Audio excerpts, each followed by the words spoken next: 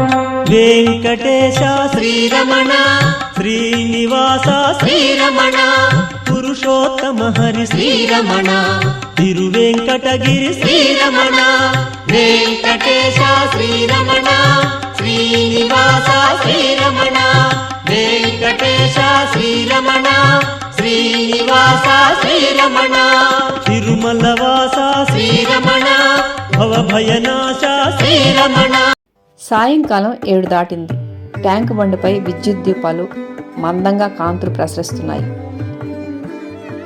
షికారుకు వచ్చిన వారితోనూ తినుబండారులు అమ్ముకునే వారితోనూ రైమంటూ పరుగులు తీస్తున్న వాహనాలతోనూ ఆ ప్రదేశమంతా సందడిగా ఉంది.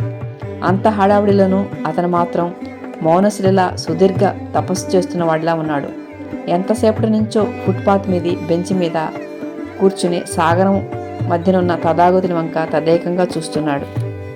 ఎంత వద్దనుకుంటున్నా మధ్యాహ్నం జరిగిన సంఘటనే అతని కళ్ళ ముందు కదలాడుతుంది, కలత పెడుతోంది.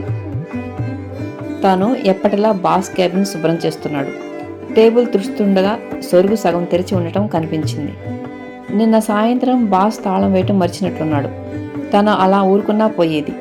అందులో ఏముందో చూడాలన్న కుతూహలం పూర్తిగా లాగాడు. ఆ క్షణంలోనే బాస్ క్యాబిన్లోకి ఎంటర్ అవటం, తను చేస్తున్న పనిని గమనించడం ఒకేసారి జరిగిపోయాయి.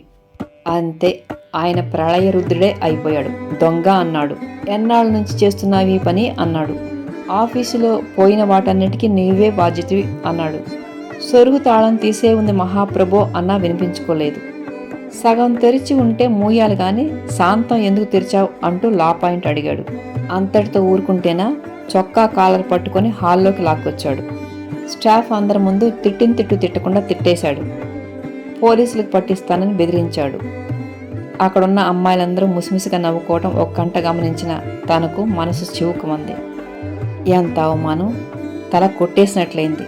వాళ్ళ మధ్య మళ్ళా రేపటి నుంచి పని ఎలా చేయగలడు? ఇంటికి పోబుద్ధి కావటం లేదు. అసలు బతకాలనే అనిపించటం లేదు. ఇంత జరిగాక ఎందుకు ఈ బతుకు?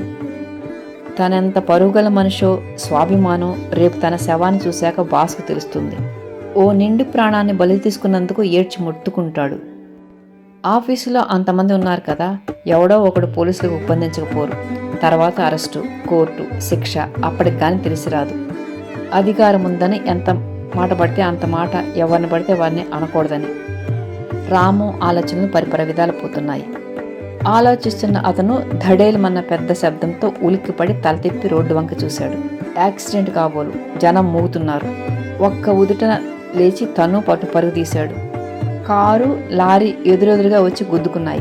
కారు ముందు భాగం అంతా నుజ్జునుజ్జయింది. డ్రైవింగ్ సీట్లోని వ్యక్తి రక్తస్రావంతో స్టీరింగ్ పై తల వాల్చేసి కనిపించాడు.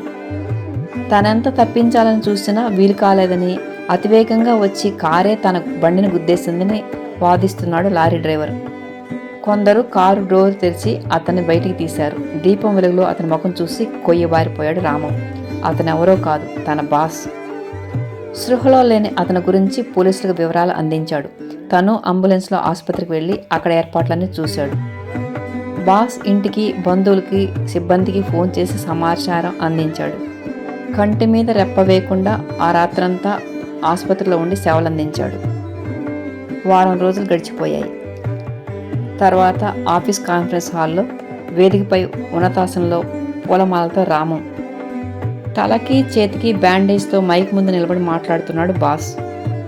ఆ రోజు ఉదయం నుంచి నాకన్నీ అపశకునాలే. శివార్లలో ద్రాక్ష తోట కోసం కొన్న 4 ఎకరాలు ring road అలైన్మెంట్లో పోతుందన్న ఫోన్తోనే నిద్రలేచా.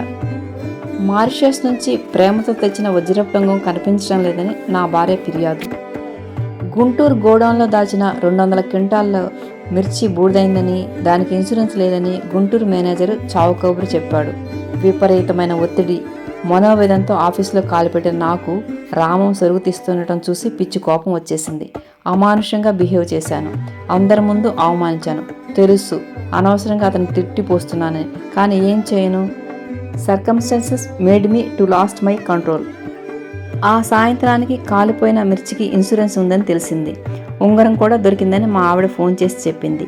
Ring road alignment అదే పక్కా కాదని, మళ్ళీ మారొచ్చని, ఆందోళన వద్దని తెలిసిన రాజకీయ నాయకులు చెప్పారు. ఇవన్నీ ఓ కొలిక్కి వచ్చాక అనవసరంగా ఓ అమాయకుడిని అవమానించాననే పశ్చాత్తాపం దహించడం మొదలుపెట్టింది.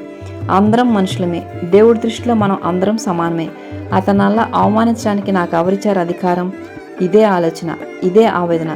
మానసికంగా కుంగిపోయాను. ఆ పరిస్థితిలో అన్యమనస్కంగా డ్రైవ్ చేస్తుంటే యాక్సిడెంట్. తర్వాత జరిగిందంతా మీకు తెలిసిందే. ఎనీహౌ రాము, ఐఆమ్ వెరీ సారీ. నీకు చేసిన అవమానానికి ప్రక్షాళనగా అదే స్టాఫ్ ముందు ఇవాళ నీకు ఘన సన్మానం. ఇది నువ్వు చేసిన మేలుకు రుణం తీర్చుకోవడం ఎంతమాత్రం కాదు. ఎందుకంటే ఆ రోజు నువ్వు లేకుంటే ఇవాళ నేను లేను. నేను చేస్తున్నది కేవలం చేసిన తప్పుకు ప్రాయశ్చిత్తం చేసుకోవడమే. అంతేకాదు, రేపటి నుంచి నువ్వు ఆఫీస్ బాయ్ కాదు, నాకు అంగరక్షకుడివి, సరేనా అంటూ ముగించాడు ఆయన. తర్వాత రామాన్ని దగ్గరికి తీసుకుని గుండెలకు హత్తుకున్నాడు. అప్పటికే ఆ ఇద్దరి కళ్ళల్లో సన్నటి కన్నీటి పొర. ఆ దృశ్యాన్ని చూసిన సిబ్బందికి కళ్ళు చెమరించాయి. లేచి నిలబడి చప్పట్లు కొట్టారు. ఒక మనిషిని అపార్థం చేసుకోవటానికి అరక్షణం పట్టదు, కానీ అతన్ని అర్థం చేసుకోవాలంటే జీవితాంతం ప్రయత్నించినా అర్థం కాకపోవచ్చు. ఈ ప్రాయశ్చిత్తం కథలో జరిగింది అదే.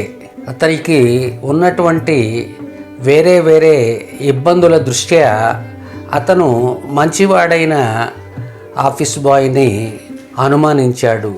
తరువాత నిజం తెలుసుకొని అతనికి సత్కారం చేయటం గొప్ప విషయం. ఇంత మంచి కథని చక్కగా చదివి వినిపించిన ప్రముఖ రచయిత్రి, తిరువూరు వాసి శ్రీమతి ఉయ్యూరు అనసూయ గారికి హృదయపూర్వక ధన్యవాదాలు. మరిన్ని వీడియోల కోసం మా ఛానల్ని లైక్ చేయండి, కామెంట్ చేయండి, షేర్ చేయండి, సబ్స్క్రైబ్ చేయండి. Thank you.